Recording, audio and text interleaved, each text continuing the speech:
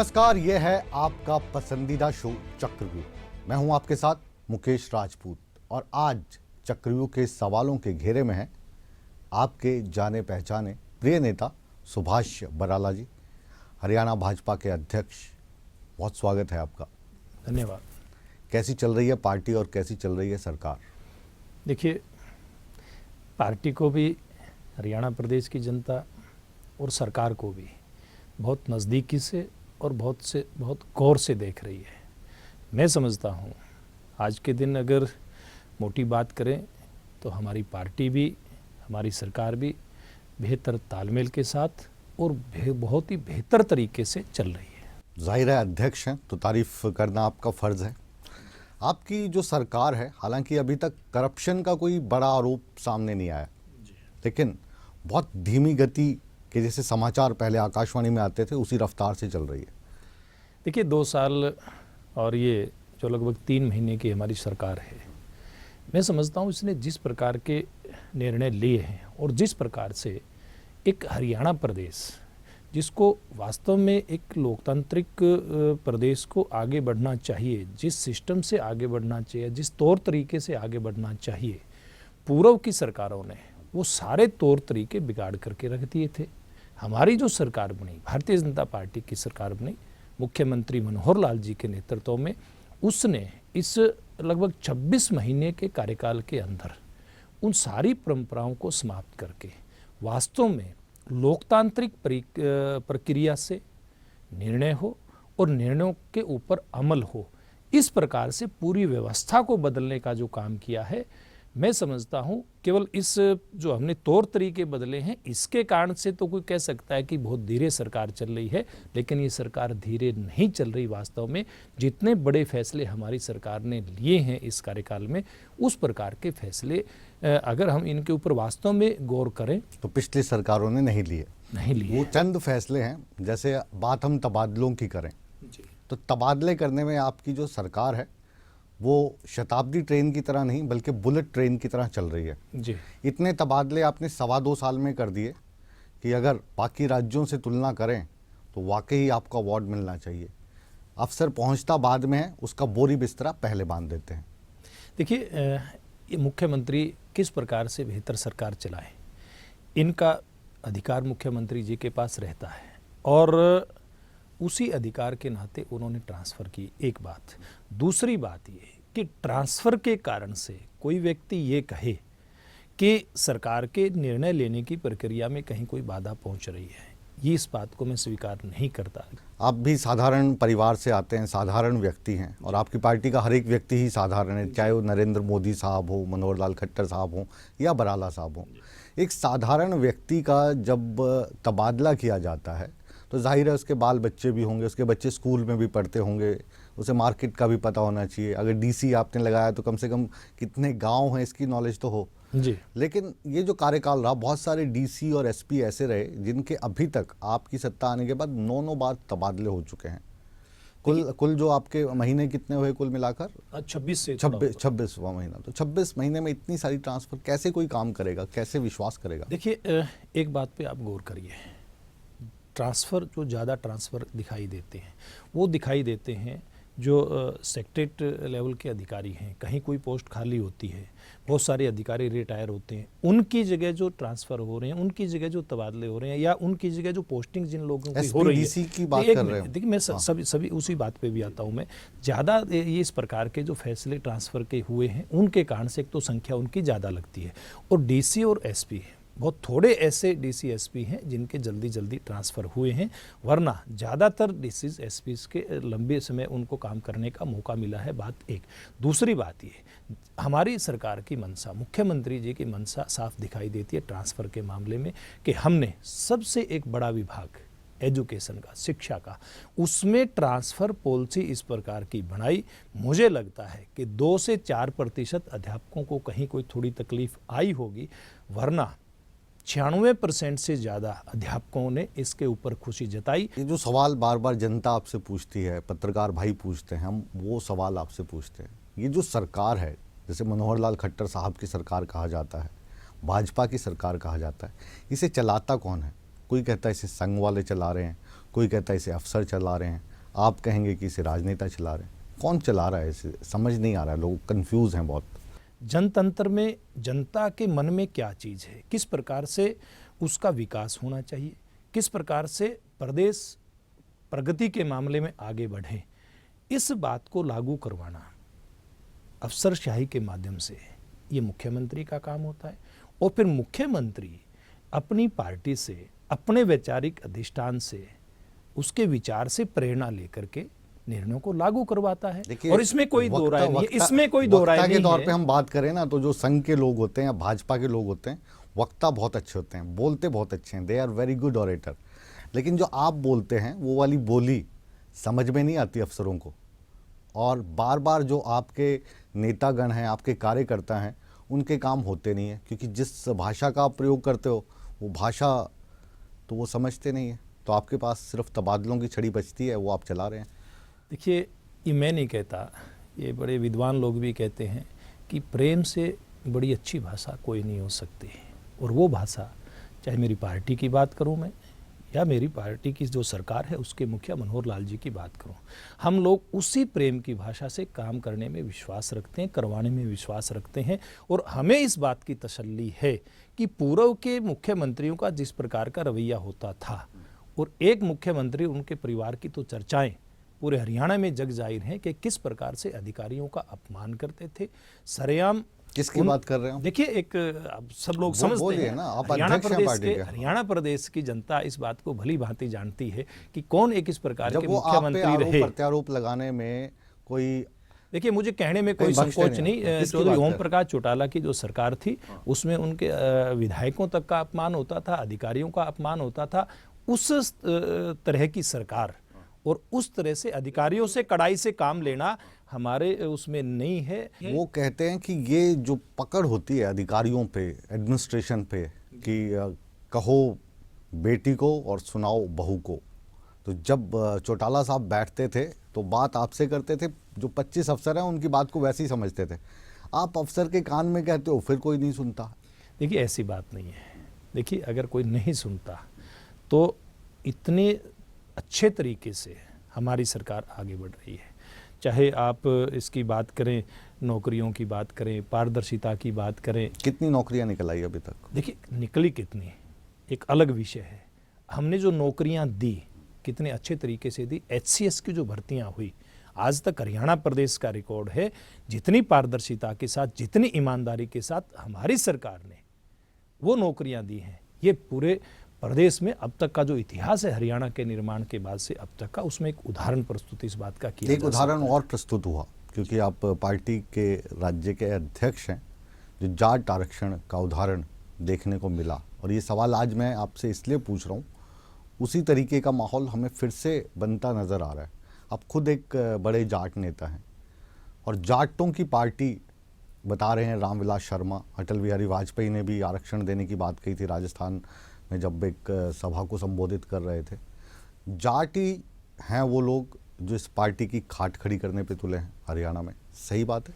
देखिए, एक जो भी हरियाणा में इस प्रकार का जो एक वातावरण बना था अभी भी जो घटनाक्रम हुआ था, अभी भी वो बड़ा दुर्भाग्यपूर्ण था। हरियाणा में आरक्षण आंदोलन के नाम पर कुछ लोगों ने केवल और केवल राजनीति करने का काम किया। उनको ये बात हजम नहीं हुई, जो पूर्व में सत्ताधारी पार्टी रही, उनके मुखिया रहे, कि एक पारदर्शी और ईमानदार सरकार हरियाणा में आई है। जनता की जिस प्रकार की उम्मीदें, अपेक्षाएं थी, उनको पूरा करती हुई ये सरकार दिखाई दे रही थी। ठीक दिशा में सरकार जाती दिखाई दे रही थी। उन लोगों के मन में ये बात थी, अगर इस सरकार के पांव जमते हैं तो आने वाले समय में भारतीय जनता पार्टी हरियाणा के हितों की रक्षा करते हुए लंबे समय तक सत्ता में रह सकती है। इसलिए इसको जितना हो सके जल्दी इसको अस्थिर करें। देखिए, डायरेक्टली आरोप लगा रहे हैं कांग्रेस पे और मैं डायरेक्टली लगा रहा हूं, इनडायरेक्टली नहीं है, बिल्कुल डायरेक्टली है। दोनों ही पॉलिटिकल पार्टी। तो बिल्कुल आरोप लगा रहा हूं। ये है कि सत्ता आपकी है, जनता ने आपको चुना, आपका शासन है, आपका प्रशासन है, आप क्यों उनसे मदद की उम्मीद करते हैं? वो तो आपके विरोधी है ना। देखिए, मदद की उम्मीद किसी से नहीं की जा सकती, और लोकतंत्र में जिस प्रकार की मदद मिलती है ये जनता जानती भी है। लेकिन क्योंकि इसमें दो पक्ष उस समय चल रहे थे, एक आरक्षण मांगने के लिए जिस प्रकार से खाप पंचायतें आगे आई थी, उनके नुमाइंदों से सीधी सीधी हमारी पार्टी की सरकार की बात चल रही फिर थी। दो फाड़ ये हो गया जग जाहिर हरियाणा, है। फिर दो ये फाड़ जग हो जाहिर गया देखिए, हरियाणा। उसमें एक तरफ जाट भाई बहन हो गए, दूसरी तरफ नॉन जाट हो गए। पहले बात 36 बिरादरी की होती थी, फिर 35 बिरादरी वर्सेस एक हो गया। और जाट समुदाय की जो इमेज बनी वो आतंकियों की इमेज की तरह बनाने की कोशिश की गई। आप मानते हैं इस चीज़ को? देखिए, ये अगर इमेज बनाने की कोशिश की, बनी नहीं है, बनाने की कोशिश की गई, उसमें चंद मुट्ठी भर उसमें लोग थे जिनका हरियाणा के हितों से कोई वास्ता नहीं। एक उन वो लोगों लोग के थे, बारे में आप जानते हैं? देखिए वो अब जग जाहिर हो चुके हैं बात। क्या किया आपने? देखिए, उनके खिलाफ क्या एक्शन किया? हुए, क्या- उनके क्या खिलाफ एक्शन हुआ? एक्शन, बताइए। उनके खिलाफ जिस प्रकार के एक सिस्टम के अंदर, कानून आप- व्यवस्था आप के अंदर जो एक्शन। आप प्रोफेसर वीरेंद्र, जो पूर्व मुख्यमंत्री भूपेंद्र सिंह हुड्डा के एडवाइजर थे, पॉलिटिकल एडवाइजर, जी। उनका ऑडियो वायरल हुआ। उस जी। ऑडियो के लिए आपकी सरकार घूमती रही। जी, रिजल्ट क्या निकला? देखिए सर, प्रशासन ने उसके ऊपर, पुलिस प्रशासन ने उसके ऊपर मुकदमा दायर किया। ये अलग बात है कि बाद में उनको जमानत मिली, लेकिन हमारी सरकार ने इस प्रकार के जितने भी गलत काम करने वाले लोग थे, जाट समुदाय और जाट आरक्षण आंदोलन की आड़ लेकर के हरियाणा का भाईचारा खराब करने वाले लोग थे, उनके ऊपर पुलिस प्रशासन ने एक्शन लिया और आज बहुत से लोग उनमें उस बात को भुगत भी रहे हैं। लेकिन भुगत रहे हैं या आज वो लोग सरकार पे दबाव बनाने की कोशिश कर रहे हैं, ये जो विषय है ये जारी रहेगा। एक बहुत ही छोटा सा कॉमर्शियल ब्रेक हम ले रहे हैं। ब्रेक के बाद चक्रव्यूह में सवालों का सिलसिला जारी रहेगा। हमें पूरा यकीन है आप कहीं नहीं जाएंगे, क्योंकि आज चक्रव्यूह में खुद सुभाष बराला है। मिलते हैं एक ब्रेक के बाद।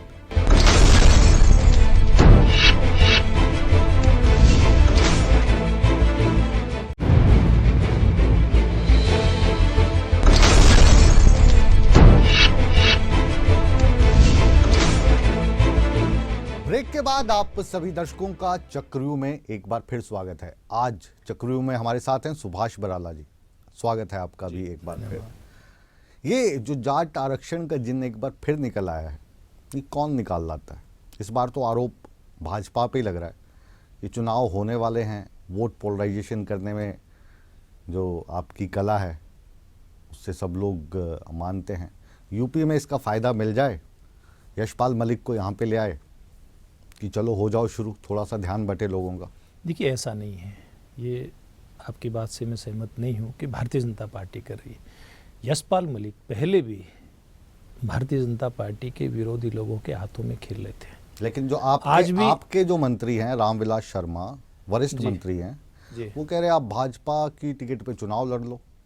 उन्होंने एक बात एक सहज भाव में कही कि एक व्यक्ति जो इस प्रकार से बार बार इस प्रकार के बार बार इस प्रकार से जो वो घटनाक्रम कर रहा है, यानी कि उसके अंदर कहीं तो कहीं उसको टिकट देके पीछा उसके छुड़वाएं अंदर उससे। उसके अंदर कोई महत्वाकांक्षा उसकी हो सकती है। इसलिए उन्होंने इस बात के ऊपर एक सहज भाव से एक बात कही कटाक्ष थी। किया। कि कटाक्ष उसको हम कह सकते हैं, बिल्कुल आपकी बात दुरुस्त है। लेकिन क्या है कि मतलब टिकट मिलने वाला नहीं है यशपाल मलिक देखिए, को भाजपा से। वो सबको पता है, नहीं मिलेगा? वो सबको पता है, मिलेगा कि नहीं? वो सबको पता वो है। देख रहे होंगे वो प्रोग्राम। किसको बिल्कुल देखें वो, और हो सकता लेकिन मैं एक बात और कहता हूँ, यशपाल मलिक आज के दिन भारतीय जनता पार्टी के टिकट के काबिल नहीं है। रामविलास शर्मा जी ने उनके ऊपर जो कटाक्ष किया वो अपने स्थान के ऊपर है।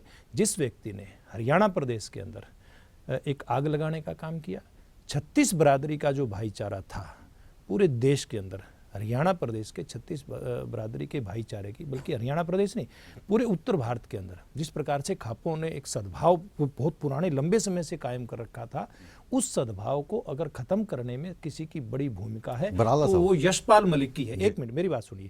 लेकिन मैं एक बात और कहता हूँ, इस बार फिर यशपाल मलिक निकल करके आए हैं। आप कह रहे थे भारतीय जनता पार्टी इस प्रकार की योजना कर रही है इस आंदोलन को भड़काने की, लेकिन यशपाल मलिक वहाँ पर अप्रत्यक्ष रूप से कांग्रेस पार्टी को लाभ किस प्रकार से हो, वोटों का डिवीजन वहां किस प्रकार से हो, इस बात का देखिए, बात नहीं छोड़ते, बात नहीं छोड़ते।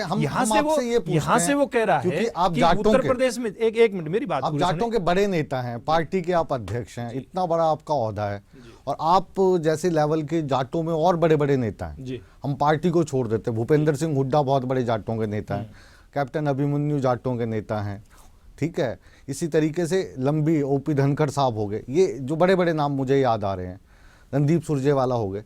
क्या आपका जो जाट समुदाय है वो उनके पास अपना एक नेता नहीं मिल रहा? यूपी से जाट भाइयों को एक नेता इंपोर्ट करके लाना पड़ रहा है यहाँ पे, ये तो फिर कैसे नेता हैं आप लोग? जाट समुदाय की बात करें या किसी दूसरे वर्ग की बात करें, किसी भी वर्ग को हरियाणा प्रदेश में बाहर से नेता इंपोर्ट करने की जरूरत नहीं, आयात करने की जरूरत हरियाणा नहीं। में एक हो रहा बात, है, देखिए हो रहा है। वो कुछ लोगों ने, वो अब की बात नहीं है, कुछ लोगों ने जो पूर्व की सरकार थी अपने उसके लिए, इंटरेस्ट के लिए, अपने लाभ के लिए इस प्रकार के लोगों को मोहरा बनाने का काम किया। क्योंकि हरियाणा में जिस प्रकार के खाप नेता हैं, हमको लंबे समय से देखते आ रहे हैं, वो पूरे समाज को साथ लेकर के चलने की बात करते हैं, समाज में किस प्रकार से भलाई के काम हो, किस प्रकार से समाज से बुराइयां खत्म हो, इस बात का प्रयास हरियाणा के जाट खाप के नेताओं में हमेशा से किया, आज की बात नहीं है। जब कुछ नेताओं को ये लगा कि हरियाणा में इस प्रकार के खाप के नेताओं को आप लोग बहला फुसला करके कोई गलत काम नहीं करवा सकते, तो उन्होंने बाहर से लोग आयात किए और उसमें ये व्यक्ति जिनका आप नाम ले रहे बिल्कुल हैं जो वो आप उसमें कह शामिल रहे हैं हैं, उसमें। बिल्कुल जो आप कह रहे हैं, मैं बिल्कुल सत्य वचन मानता हूँ। लेकिन इन लोगों ने जब हुड्डा साहब की सरकार थी तब तो अपना कमाल दिखाया नहीं। आपकी सरकार में इन्होंने जो कमाल दिखाया वो हरियाणा के इतिहास में वाकई ही स्याह इतिहास रहा। जो विजुअल्स हमें देखने को मिले, 30 लोग उसमें मर गए। जो जीटी रोड है अम्बाला से चंडीगढ़ का, वो बंद हो गया, वहाँ पे खून खराबा देखने को मिला। रोहतक के जो विजुअल्स आ रहे थे कैप्टन अभिमन्यु के घर से, वो ऐसे लग रहा था सीरिया के विजुअल हैं, इतना धुआं हो रहा था। हेलीकॉप्टर से आपको सेना पहुंचानी पड़ी। फेलियर था सरकार का, क्यों? देखिए, इसमें एक बात बिल्कुल स्पष्ट है कि वो जो भी इंसिडेंट हुआ बहुत ही दुर्भाग्यपूर्ण था।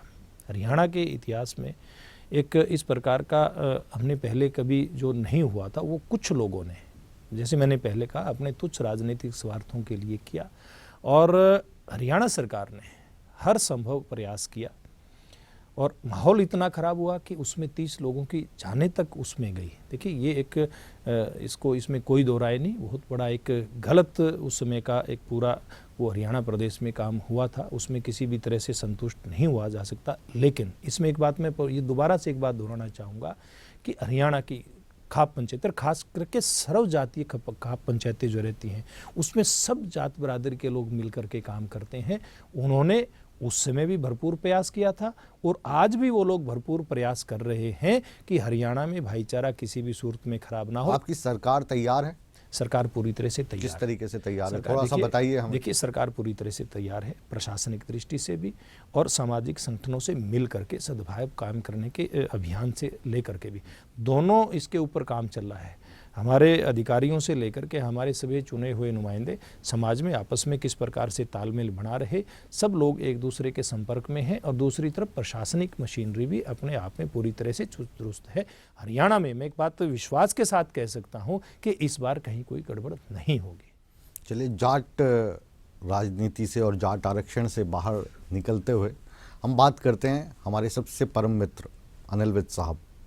अनिल विज साहब गाहे बगाए ऐसे बयानात देते हैं कि वो भाजपा के गले की हड्डी बन जाते हैं। लेटेस्ट बयान महात्मा गांधी पर दे दिया उन्होंने, विश्व प्रसिद्ध हो गए, थोड़ी देर बाद बयान वापस लेना पड़ा। देखिए, मैं एक बात कहता हूँ इसमें, जब एक बयान किसी नेता ने वापस ले लिया है तो उसके ऊपर ज़्यादा चर्चा करना मुझे लगता है ठीक नहीं है, क्योंकि अब वो एक बात बीत गई है। उन्होंने जब स्टेटमेंट ही अपनी वापस ले ली, अपने बयान को वापस ले लिए, तो इसके ऊपर चर्चा करने का कोई औचित्य बनता नहीं था। तो महात्मा गांधी को आप मानते हैं राष्ट्रपिता? बिल्कुल मानते हैं। तो जो लोग हैं संघ से जिनका बहुत अच्छे संबंध है, उनमें से आप भी हैं, बुरा तो नहीं मान जाएंगे आपके इस बयान का? देखिए, मैं मेरी बात कर रहा हूँ और महात्मा गांधी जी का योगदान जिस प्रकार का है पूरी दुनिया के सामने है, देश के सामने तो है ही। महात्मा गांधी जी के योगदान को कोई बिसरा सकता नहीं। भाजपा आजकल बहुत प्लानिंग से चल रही है। कांग्रेस से गांधी जी छीन लिए, आपके हो गए। अरविंद केजरीवाल झाड़ू दिखा के घूम रहे थे, उनसे झाड़ू छीन लिया सफाई आंदोलन के नाम पर। सबसे कुछ ना कुछ छीनते जा रहे हैं आप, काफ़ी तरक्की चल रही है। देखिए, इसमें छीनने का भाव कहीं नहीं है। इसमें यह है कि जो बातें हमारे देश के अंदर देश को आगे लेकर के जाने में सहायक सिद्ध हो सकती हैं, हर वो एजेंडा वो किसी भी व्यक्ति का हो। अब महात्मा गांधी जी ने कोई ये एजेंडा कोई उस समय कोई कांग्रेस विशेष के लिए नहीं बनाया था, ये देश की जनता के लिए उन्होंने एजेंडा दिया था। ये दुर्भाग्य है देश का कि जिस राजनीतिक पार्टी ने, कांग्रेस ने, महात्मा गांधी जी के नाम पर राजनीति की, वास्तव में उनकी नीतियों को लागू करने का प्रयास नहीं किया। हमारी सरकार ने मोदी जी के नेतृत्व में, जैसे आपने चर्चा की है गांधी जी के जो सपने थे, चाहे वो खादी को बढ़ाने का था, चाहे स्वच्छता का था, उसको आम आदमी के लिए एक मिशन बना दिया। और वो आज मैं समझता हूँ एक इतनी अच्छी बात समाज ने उसको मान करके स्वीकार किया है मोदी जी के इन अभियानों को, कि वो एक बहुत बड़ा एक अभियान देश के अंदर बन गया। जन जन इस काम के अंदर आगे बढ़ गया कि हाँ, मैं इस काम को आगे बढ़ करके पूरा करने का प्रयास करूंगा। जब से आप लोग सत्ता में आए ना, बहुत आदर्शवादी बन गए हैं। आप बात मेरिट की करते हैं, आप बात बड़ी बड़ी करते हैं। वो जो लोग आपकी पार्टी का झंडा डंडा उठा के घूमते थे, दरियाँ बिछाते थे आपकी सभाओं में, जब भारतीय जनता पार्टी का कोई नाम लेने को हरियाणा में तैयार नहीं था, आपके साथ जाके नारे लगाते थे, ट्रॉली में लोगों को भर के लेके आते थे, आज आप उनको नियम सिखाते हैं, उनका कोई काम नहीं करते। ऐसा नहीं है। देखिए, भारतीय जनता पार्टी के कार्यकर्ता के मन में जो भारतीय जनता पार्टी का सिद्धांत है, हर समय वो रहता है कि पहले देश, फिर पार्टी और फिर मैं। वो पहले भी उसी सिद्धांत पे भारतीय जनता पार्टी चलती थी, सरकार आने से पहले और सरकार आने के बाद। आज भी हम और हमारी पार्टी का कार्यकर्ता उस सिद्धांत को लेकर के चलता है। मतलब वो यही समझे कि अभी जो सत्ता है कांग्रेस की या इनेलो की चल रही है, भाजपा के शासनकाल में तो आपका काम होने वाला नहीं, क्योंकि आप लोग आदर्शवादी हैं। देखिए, हम लोग आदर्शवादी हैं। हम लोग कौन हैं? मैं भी भारतीय जनता पार्टी का कार्यकर्ता हूँ। जो भारतीय जनता पार्टी के, क्योंकि कांग्रेस की और इनेलो की सरकार आएगी तब तो उनका काम करेंगे नहीं। उन्हीं सक्रिय आप करने को तैयार नहीं है। आपके आदर्श बहुत ऊंचे हैं। उसी सूची के कार्यकर्ता धक्का खा रहा है। कार्यकर्ता कह रहा है जी मेरी एमएलए नहीं सुनता, एमएलए कहता है मेरी मंत्री नहीं सुनता, मंत्री कहते हैं जी हमारी। ये बात बिल्कुल भी सत्य नहीं है। इस बात को हम बिल्कुल भी स्वीकार नहीं कर सकते। ये बात जरूर है कि हमारी पार्टी का कार्यकर्ता जिस प्रकार से हमारी सरकारें काम कर रही हैं, देश में नरेंद्र मोदी जी के नेतृत्व में, हरियाणा में मनोहर लाल जी के नेतृत्व में जिस प्रकार से विकास के काम हो रहे हैं, जिस प्रकार से जनता के हित की योजनाएं नित्य नई बन रही हैं और लागू हो रही हैं, कार्यकर्ता केवल एक बात चाहता है कि ये काम और तेज गति से हो। अगर असंतुष्टि का भाव है कार्यकर्ता के मन में, एक ही असंतुष्टि का भाव हो सकता है कि हाँ, मैंने और ज़्यादा मेरे प्रदेश की जनता की सेवा करनी है। आप सच बताइएगा, लास्ट सवाल है मेरा। आप बहुत बड़े कार्यकर्ता सम्मेलन करते हैं, हरियाणा लेवल पे भी जाते हैं, इंडिया लेवल पे भी आपको बुलाया जाता है अध्यक्ष के तौर पे। दिल से बताइएगा, कार्यकर्ता संतुष्ट है आपसे? क्योंकि जब तक आपका कार्यकर्ता आपसे संतुष्ट नहीं होगा तो दोबारा आने के चांसेस क्या हैं, फिर वो तो आप भी जानते हैं। देखिए, मैं एक बात कहता हूँ, मैंने जैसे पहले बताया, मैं अपनी बात करूँ या भारतीय जनता पार्टी के हजारों हजार कार्यकर्ता जिनके दम पर आज हम सत्ता में आए हैं उनकी बात करूँ, उनकी बात हम लोग 100% संतुष्ट हो नहीं सकते हैं। जिस दिन 100% संतुष्टि का भाव कार्यकर्ता के मन में आ जाएगा, उसी दिन से विकास रुक जाएगा। विकास की जो एक गति है वो रुके ना, इसलिए 100% संतुष्ट होने का कुछ सवाल नहीं है। साधु जैसी बातें करते हैं भारतीय जनता पार्टी के हरियाणा के अध्यक्ष हैं।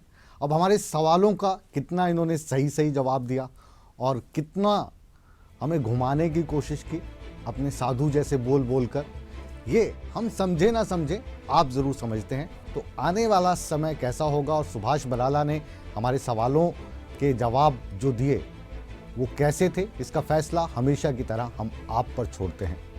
बहरहाल, आपने अपने कीमती समय में से समय निकाला, हमारे साथ बातचीत की, चक्रव्यूह में आए, आपका बहुत बहुत शुक्रिया। धन्यवाद। चक्रव्यूह को अब हम यहीं पर विराम देते हैं, लेकिन आप कहीं मत जाइए, बने रहिए हमारे साथ।